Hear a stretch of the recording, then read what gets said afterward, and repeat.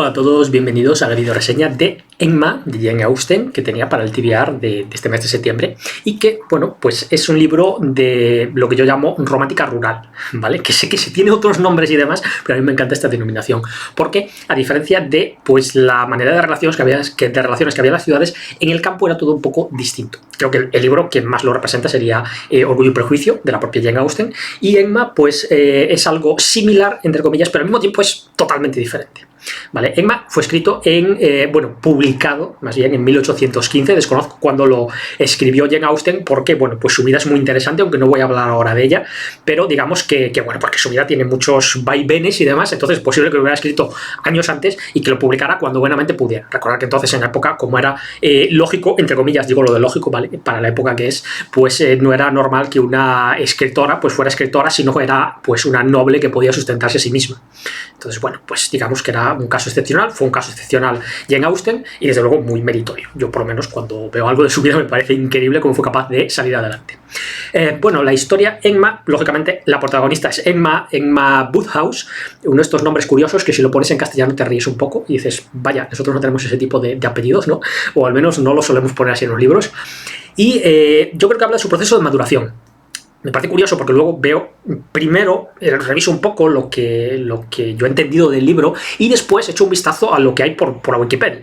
Y a veces no coincide exactamente igual, pero bueno, yo os cuento lo que a mí me ha parecido, que creo que es lo importante. Y lo he dicho, a mí me parece que es el proceso de maduración de Emma. Básicamente Emma pues está con su padre, entre comillas, cuidando a su padre, que es viudo. Se encuentra en la casa esta que le dan nombres, se llama la casa, la tenía por aquí, Hartfield. Ya sabéis que a los ingleses les mola mucho poner el nombre a las casas, cosas así que pasan, o los terrenos, o a las haciendas, ¿no? Que le mola mucho esa historia. Y básicamente Emma es una chica muy capaz, en el sentido de que ella lleva todo el tema formal de la casa, es decir, todo el tema administrativo de la casa lo lleva ella. Todo el tema social, todo el tema de visitas, etcétera, etcétera, que sabéis que era muy importante en la época, pues todo el tema social lo lleva ella también. Y bueno, pues esta historia empieza cuando su institutriz se casa con el señor Weston, por mediación de ella, ¿vale? Ella fue quien los presentó, y lo de por mediación queda un poco entrecomillado, porque ella realmente lo que hace es presentarlos y luego ellos se casan, ¿no? Porque pues se enamoran y se casan, o consideran que es bueno casarse y lo hacen sin más, ¿vale? Y Emma considera que fue ella la que los ha juntado. Bueno, yo no sé si es cierto o no, pero el hecho es que en Emma, cuando hablo de este proceso de maduración, lo que vemos a lo largo de la historia es a una Emma metiéndose en las diferentes historias de los demás. Diferentes historias románticas de los demás. Le va diciendo a sus diferentes amigas, le va diciendo, bueno, pues esta se va a casar con este tío te está tirando los tejos, este también te está tirando los tejos. Va haciendo todo ese juego que en realidad luego es irreal. Y esa irrealidad pues genera problemas, ¿vale? Genera problemas, es lógico, ¿vale? Es decir, se van descartando diferentes novios o diferentes propuestas matrimoniales porque se supone que hay alguien de mayor rango que le está tirando los tejos. Y el tema de mayor rango a mí me toca bastante la moral, ¿vale? De esto se habla también en Orgullo y Prejuicio de otra manera, es decir, de las diferentes dotes de las mujeres, ¿no? Que en la época pues se pagaba una dote porque un caballero se casara con una mujer, podía ser una dote de 10.000 libras anuales, de 20.000 libras anuales, de 30.000 libras anuales, pero Emma habla de ello con una frivolidad brutal, o sea, divide a la gente en castas sin ningún tipo de problema.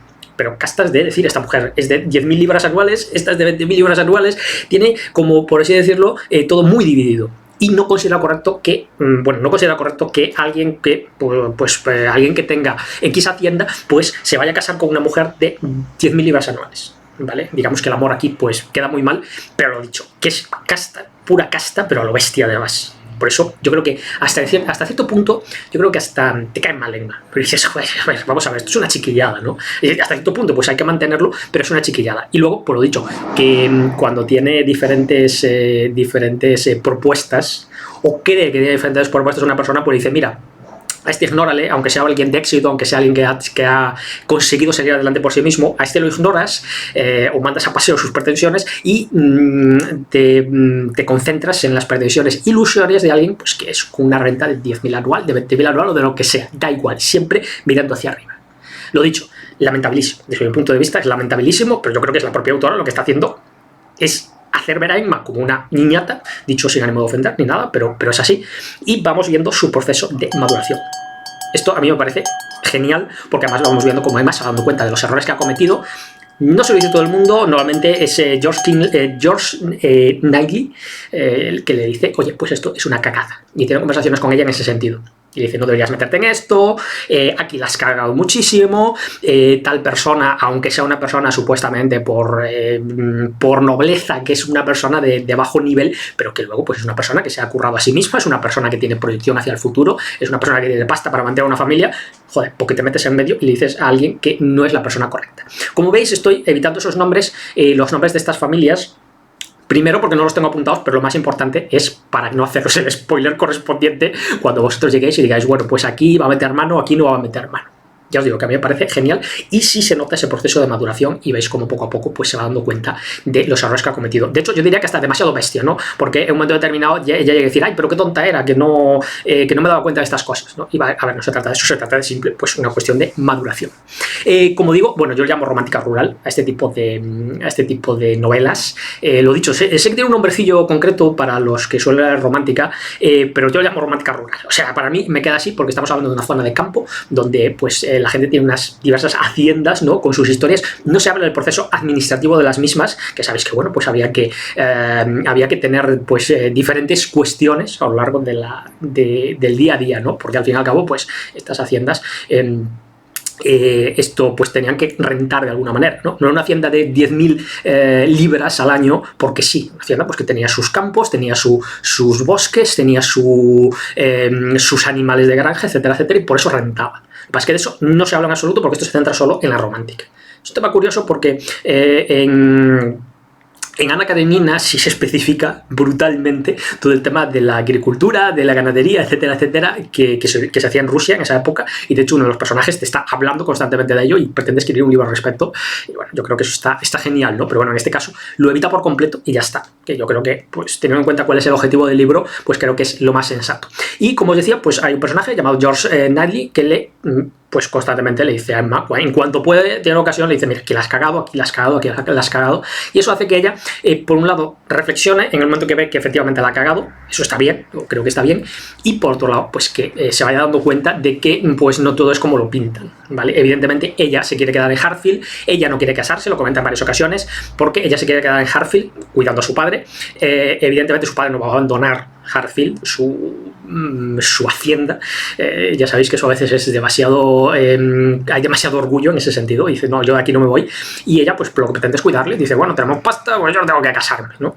Eso es un poquito la perspectiva que tiene de inicio, y aquí es donde vemos un poco esa inmadurez, ¿no? Decir, oye, no tienes que casarte, pero a lo mejor el día de mañana quieres casarte, y bueno, tienes que buscar una solución al tema este, ¿no? En cualquier caso, pues es un libro que a mí me parece bastante curioso, yo lo he leído bastante rápido, la verdad es que me gustaría pararme un poquito más en algunas de las escenas. Los capítulos son cortos, es una cosa que me ha encantado, porque los capítulos son bastante cortos, suelen tener sobre 6-7 páginas los capítulos, de manera que todo va avanzando a bastante velocidad, y vemos como algunos son determinados muy concretos, que es lógico que sean un poquito más largos, como capítulos donde hay bailes, etcétera, etcétera, pues ya tienen 10, 11, creo que el máximo tiene 15 páginas o así, pero vamos, que esos son los menos. Ya os digo que la evolución es muy rápida y sobre todo pues que consigue con eso, vaya, que nosotros lo conseguimos también si lo hacemos así, evidentemente, que la historia vaya avanzando más o menos rápida, y esto contrasta con el punto de las chicas hablando o Emma hablando, que normalmente pues tiene ciertas reuniones con las mujeres, pues hablando de diferentes cosas, que va todo muy lento y se equilibra con los capítulos cortos,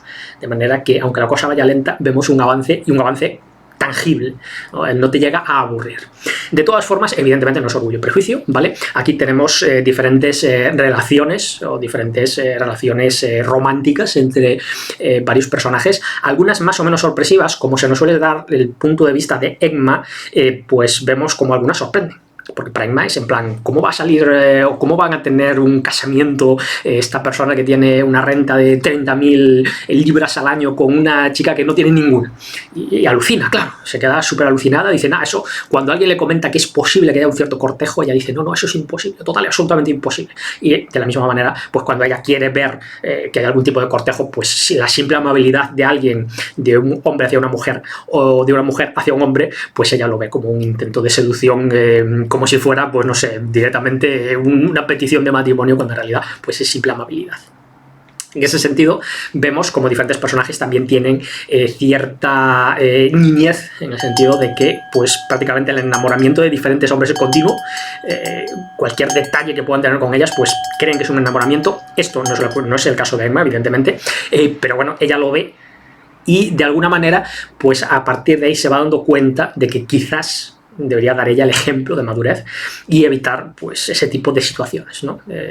Que alguien se enamore en apenas unos meses, se enamore de 3 hombres, pues es complicado, ¿vale? Dices, uy, pues ahí algo pasa, y nos muestra cómo la media de edad en cuanto a ese tipo de cosas es pues bastante baja.